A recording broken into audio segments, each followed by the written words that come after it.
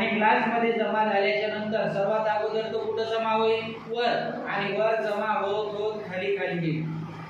त्याच्यामुळे सगळ्यात अगोदर ही मोठी मेणबत्ती ऑक्सिजन कार्बन डायऑक्साईड इथं आला की परत तो वाढत वाढत इथे येईल, म्हणून ही, आणि शेवटी ही.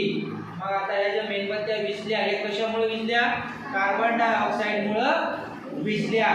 याचा अर्थ ज्वलनाला कार्बन डायऑक्साईड मदत करतो, आणि जर ज्वलनाला ऑक्सिजन मदत करतो आणि कार्बन डायऑक्साईड जर मिळाला तर त्या मेणबत्त्या विझतात. या ग्लासमुळे त्याच्यात कार्बन डायऑक्साईड जमा झाला आणि त्याच्यामुळे त्या मेणबत्त्या विझल्या.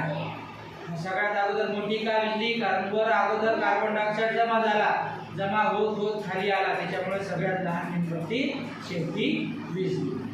माहितीतला प्रयोग